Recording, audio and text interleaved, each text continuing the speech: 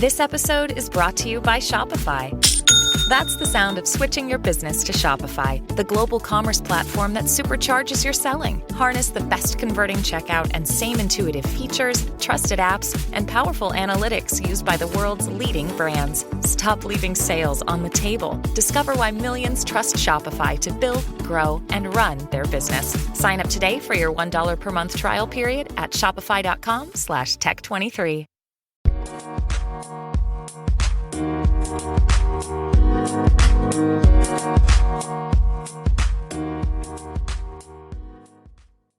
Alright, what's up guys? Welcome to another episode of the TMossBoss Show, and in today's episode, overall I wanted to talk on something, because I know people would probably ask, like, would I ever get into any more drama and beef again?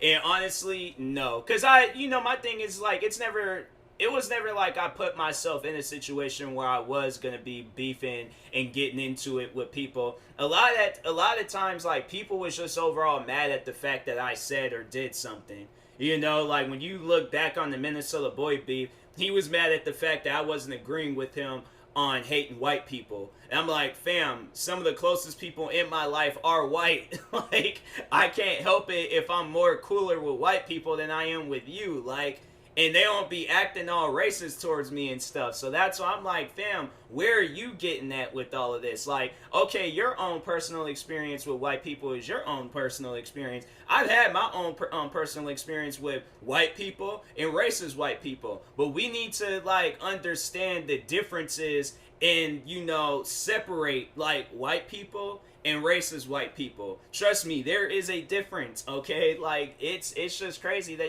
people don't sit down and take the time to think about that, but there is a major difference between that. But even with that beef, it was because I overall reacted to his video and he was mad at the fact that I didn't agree with him. Now, if I would have been in that video talking about, oh yeah, I don't like white people, I hate them, calling them every other racist derogatory name in the book, he would have had no problem with what I said. He probably would have wanted to do content with me. But the fact that I disagreed with him, that's why he overall was like doing streams in the middle of the night telling his fans to dislike my videos and stuff. And so that's why I was like, this is just stupid. Like, it's at the end of the day, it was like I knew I had won that beef between me and him. It was something where I'm like, okay, well, let's see who stays on YouTube the longest. Let's just see that. And also, it's like you go up to white people with that same energy and stuff and see how you overall, like, where you overall go with that. Because I'm telling you right now, you're what was that guy saying in that video, that TikTok video that was blowing up? You're not that guy, pal. Trust me. So yeah, that's why I was like, with him, it was like, hey, it's whatever.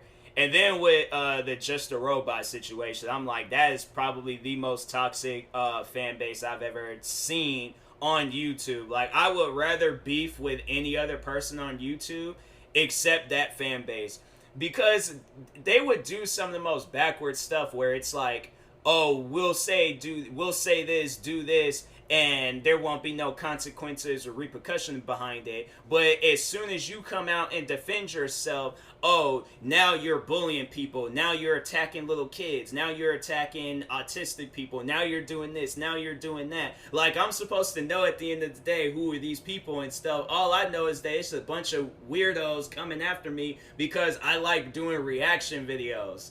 So that's why I'm like, and it's funny, I'm like, some of the people within that community, what were they doing? Reaction videos. So I'm like, hey, before you guys jump on me about stuff, how about y'all take a look around your guys' community? Because y'all doing the same content that I'm doing. So anyways, yeah, it's just funny. It was like how backwards that community was.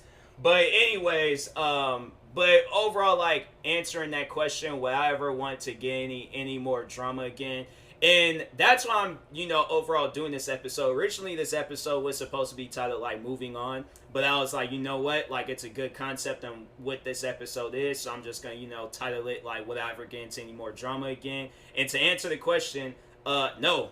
I don't want to. That was never, and for anybody that's new to just me in general, like, if you're new to my podcast, if you're new to my YouTube videos and all of that, I it was never my intentions to get into beef and drama in the first place when I originally, joined YouTube back in 2010. Back in 2010, when I was this like mindless kid, and I felt like at times I had like a lot of like mindless, moments and years with YouTube where I wasn't really focused on what content that I wanted to do. But and then it was like for the 4 years where I was getting into it with just a robot, I felt like that was just that mindless kid all over again. I wasn't really thinking on the bigger picture. And with me, the bigger picture with YouTube is entertaining people.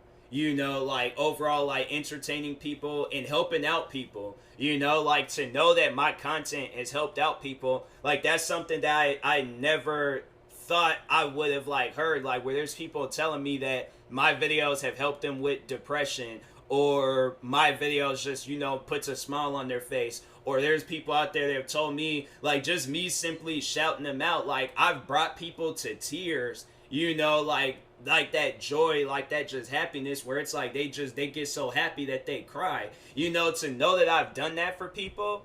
And then to turn back around and see that the weirdness and the beefing and the drama, like I'm looking forward to the career that I'm gonna have with YouTube, because honestly this past year with YouTube has probably been the best year I've had since I think this is honestly the best year I've ever had with YouTube. Like I really have elevated my career with YouTube, and to know like that's the path that I'm on, where all I really need to do is just make content and entertain people. And then sooner or later, I'm going to be in that position that I've always wanted to be at with YouTube. So that's why I'm like, I can't be that person where I'm beefing. Because at the end of the day, I for those that have never gotten into like beef and drama with YouTube, so many people will probably ask like, well, what is it like? It's time consuming. It honestly, it's time consuming, and it's a waste of time at that. Like, you don't accomplish anything when you do get into it with people. Even when you're a bigger YouTuber and stuff, like let's say you're a YouTuber with 1 million subscribers, like yeah, a lot of people are going to talk on it, you're going to get views, people are going to be all over it and stuff, probably going to even be hassling you to do a YouTube boxing match.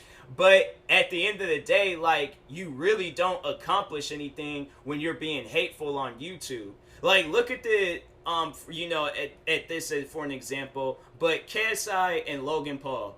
Now, when those guys was hating on each other, yeah, people was talking about it, people was blowing it up, but I feel like it's even more important now to see those guys being cool with each other.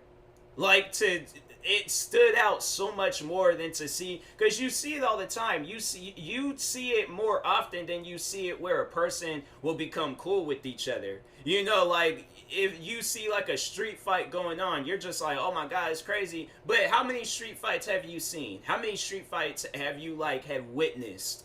You witnessed a lot, right? So it's like, what, to just put you in them shoes where it's like you've witnessed a lot of street fights. Now, and how many of those street fights have you seen both of the parties get up, shake each other's hand, give each other a hug, and then you see them being cool with each other for the remainder of your life? Like, you'll see that and you'll just be like, dang, like, when people say anything is possible, anything is really possible. Because you never would have guessed it that, people that was getting into it with each other left and right, I didn't think that they would be cool with each other. Now look, they some of the coolest duos ever. And I'm like, yeah, that the whole KSI and Logan Paul situation, to see like how cool they are with each other, it's crazy, because it's like something that I never would have guessed it. I never would have guessed that they would have been cool with each other and stuff. So to see that, it honestly, it makes me happy to see that. And I'm like, I'm not even a part of this situation. So, but anyways, but yeah, it was like, to me, when you sit down and think about it, what did they accomplish? They, where like pretty much were like the opening people for YouTube boxing. They stirred up, some views and all of that. But what did it, at the end of the day, what did it accomplish for them? Nothing. But KSI, and then look at them now, where Logan Paul has this like dope podcast and KSI is doing his music. That's what's elevated those guys' career. Them beefing with each other, it's like, okay, it's like when you sit down and think about it, them beefing with each other is like 1 minute rice or something. Is that even a thing? Like, I don't know, it's like that food that only be cooking for a minute, rather than like, when you like that ain't all that interesting. You just put some top ramen in the microwave, cook it for a few minutes, and then you take it out. But seeing how them donuts is made and Krispy Kremes, I'm just follow my example, because I know people get like a little carried away. But no, just follow my example. But when you see like the creation, or when you like the creation of something, and that's overall like comparing it to with like KSI's music and Logan Paul's podcast and his vlogs and all that stuff, and KSI and all his other videos, like when you see the creation of that stuff and see how much they put into it versus like a 2 minute fight,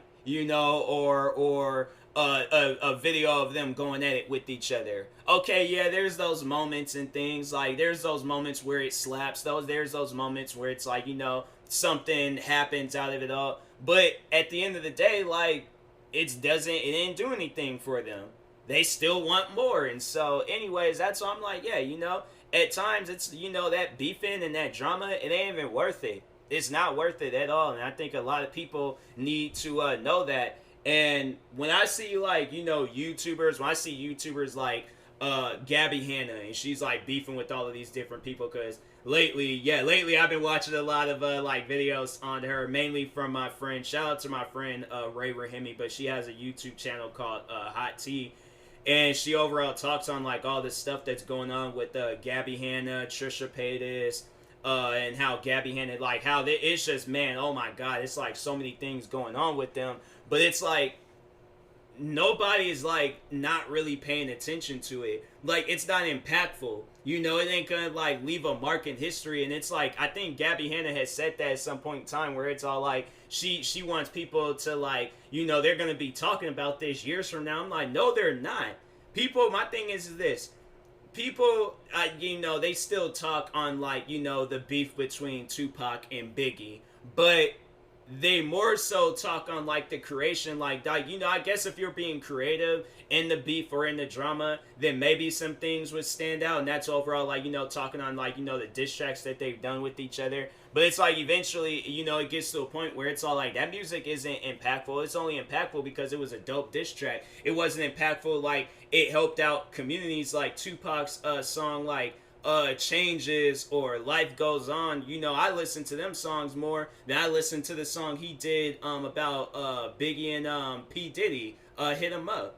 I like Changes and all the other songs he did. I'm telling you, there's a lot of good songs that he did besides Hit 'Em Up, and I feel like people would hear that Hit 'Em Up and just be like, oh, okay, that was the best song of all time. That was Tupac's best song of all time. And I'm like, honestly, it wasn't. It was just a dope diss track. Yeah, it's probably his best diss track of all time, but it wasn't his best song of all time. There's so many songs that he did that was a lot better than that. So, but and then even with Biggie, it was like his song Hypnotized. I'm telling you, that song, I never really sat down and listened to Biggie Smalls like diss track and things like one that he did. But to like, just to sit down and listen to a song that has such an impact like that. And I know Hypnotized, like I remember they played that song when they were driving his body away, I believe to his grave on the day of his funeral.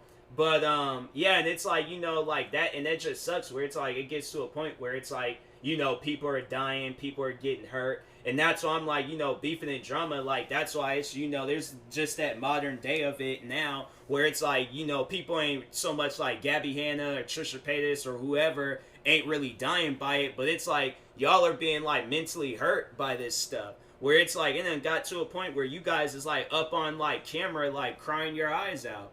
And it's stuff like that, and I see it, and it's just like, man, it's just, you laugh about it, and you find it funny, because it's like, you set yourself up for that. And that's overall, like, when now, like, talking on myself and things, like, the beef and the drama I got into, I set myself up for that beef and drama. Like, yeah, I know I might have not started it, but I added more to it. And so then it led me to a situation where I'm, saying videos or making videos like, oh, take me off of YouTube, do this, do that. And it was like, where was all that stuff leading me? I was still getting hate at the end of the day. So that's why I'm like, this is honestly how you move on. You have to focus on yourself. Like, that was pretty much like the whole like motive of this episode. Like, this is, this is like the key, thing in life to just really like help you and stuff. But it's like you have to move on and you have to focus on yourself.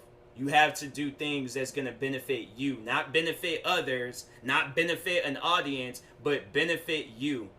So then it gets to a point where it is benefiting an audience. So it's you being creative, you doing things that overall like put you in a situation where you're happy.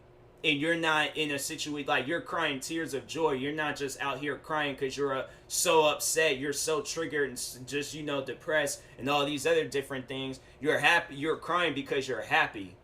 That's what people should be thriving for. Like, but all of this other stuff, that's why it's like when I see it, I'm just like, man, it's wild. It's crazy. But it's like, at the end of the day, it's only doing it. All that stuff, it's it's only here to just give people a show. It's like they ain't gonna like there's like beefs and dramas that's happened like back then that I don't remember. If somebody brings it up now, I'm just like, oh yeah, I remember when that happened, huh? Okay, but it's like, yeah, I'm not paying attention to it. I don't care for it, but I'm like, oh okay, yeah, I remember when that happened. But it's like to see it where it's like, or even when Drake and Meek Mill when they got into it. Yeah, it was like, it did its thing. But to know that they're cool now, that was more impactful than the diss tracks that they were doing on each other and the tweets that they were making about each other and everything else.